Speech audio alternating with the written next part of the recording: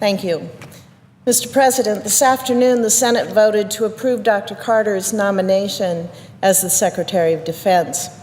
I supported his nomination and appreciated the candor that he displayed during both his confirmation hearing and in our private meeting.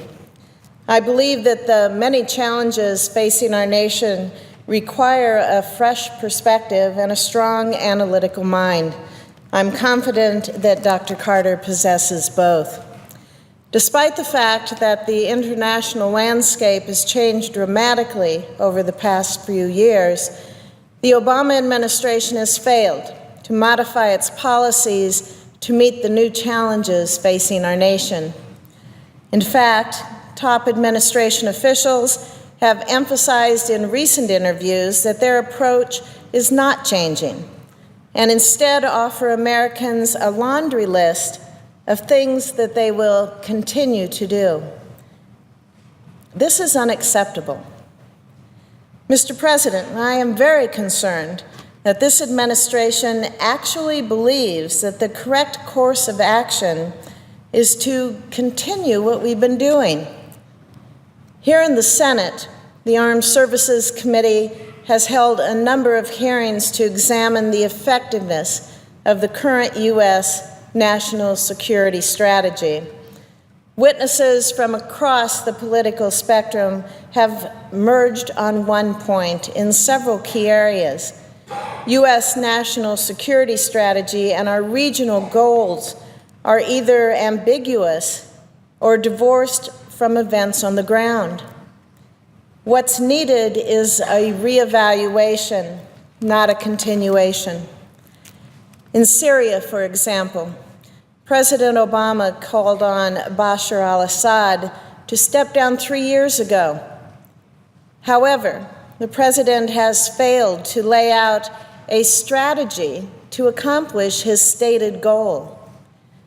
Now, after hundreds of thousands of Syrians have died, terrorist groups have seized control of about half of that country.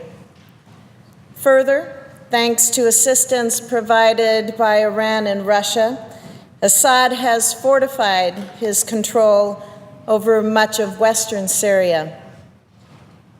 In response to all of this, President Obama has continued to call for a negotiated transfer of power without any articulation of how this would be accomplished. The president's goal was probably unlikely when it was first conceived, but now it is thoroughly unimaginable. The Obama administration has also stated that the United States intends to degrade and destroy ISIL. While I support this goal, I am concerned that we have yet again failed to lay out a strategy to accomplish it. Yesterday, President Obama sent to Congress his authorization of military force. The decision to send young men and women to war is the most serious decision that elected officials will make. This deserves a serious, open, transparent debate that is worthy of the American people. I look forward to a robust committee process on this issue. I am also eager to hear more from the President about the exact contours of his strategy, particularly when it comes to achieving very clear goals. What exactly do we hope to achieve? Simply stating that our objective is to destroy ISIL, that doesn't really reflect the complexities of actually realizing this goal. The President has waged a campaign of airstrikes against this really barbaric terrorist group. But we know that air power alone will not be sufficient to destroy ISIL. While the White House has proposed arming and training Syrian opposition fighters, this effort will take years. It will take years to produce a force that is strong enough to dislodge ISIL from its strongholds in eastern Syria. What's more, it is unclear how the Syrian fighters, many of whom view Assad as the primary target, will be convinced to first fight ISIL. Questions about the extent to which the United States will provide opposition forces direct air support if they are attacked by ISIL or Assad, those questions remain unanswered. For these reasons, the President has been rightly criticized for not having a clear and effective strategy. Again, I support the goal of destroying ISIL, but this is a multi-layer problem. In Iraq, the administration seems to embrace a growing Iranian role, even though this puts our goal of maintaining a unified Iraq in even greater jeopardy. With respect to Iran itself, the administration unequivocally states that it will not allow that nation to develop a nuclear capability.